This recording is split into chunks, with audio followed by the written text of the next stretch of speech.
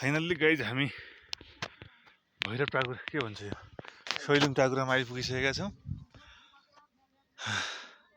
यो धेरै टाढा रहेछ, उकालो रहेछ के अनि महाभारत पर्वतको सबैभन्दा अग्लो टाकुरा, महाभारत प्रदेशको अग्लो टाकुरा सैलुङ रामेछाप भन्दा नि दोलखा जिल्लाको सिमानामा पर्दछ यो। अब हामी टाकुरोमै पुगिसकेका छौँ। हामीसँग हाम्रो दाइ हुनुहुन्छ एकजना।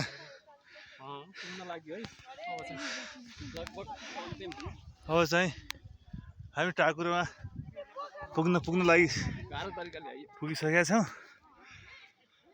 यो स्पेसल यो हिउँ पर्ने ठाउँ हो।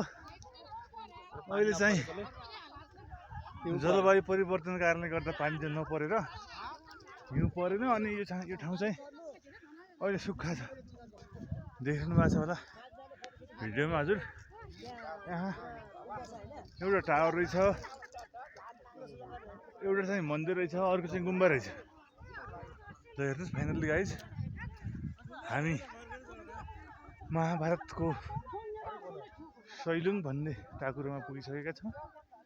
यो सैलुङ अहिले समय चाहिँ बिहानको 11 बजे आएको छ। ल हेर्नुहोस् गाइज यो महाभारतको सैलुङ भन्ने क्षेत्र हो। यो स्पेसल्ली हिउँ पर्ने ठाउँ हो। अहिले चाहिँ पानी नपर्दैकाले अहिले हिउँ देखिने यहाँ सुक्खा छ। दिउँसो भए तापनि चिसो छ यो ठाउँमा अहिले पनि एकदमै चिसो छ। अनि चाहिँ हेर्नुहोस् यो गुम्बा हो, यो चाहिँ गुम्बा हो। हेर्नुहोस् यो गुम्बा हो के अरे यो धर्म भन्दा पनि बौद्ध धर्मसँग सम्बन्धित पूजा गर्ने स्थान हो। गुम्बा रहेछ एउटा, गुम्बा नजिकै शिव मन्दिर रहेछ।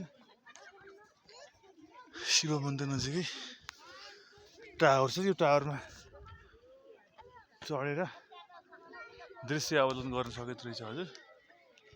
उतापट्टि पनि एउटा गुम्बा रहेछ। हेर्नुहोस् म करिब अहिले सैलुङ टाकुराको टप ठाउँमा आइपुगिसकेको छु। अब केही छैन पछाडि माथि त्यो टावरमा चढेर पनि यसो भिडियो बनाउनेछौँ हामी।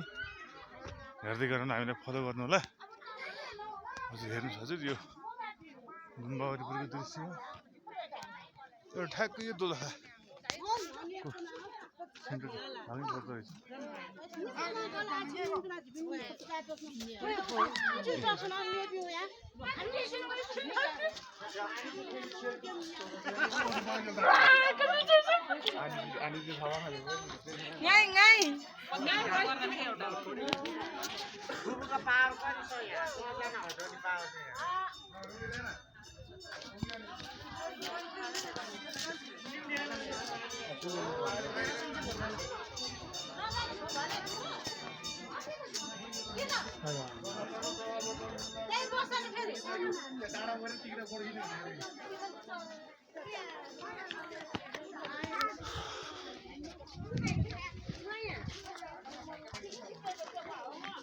गुम्बा देख्नुभयो होला हजुर। हेर्नुहोस् गुम्बा है, बौद्ध गुम्बा। हजुरलाई आज म दृश्य अवलोकन गरिराखेको छु। म चाहिँ सैलुङमा छु अहिले।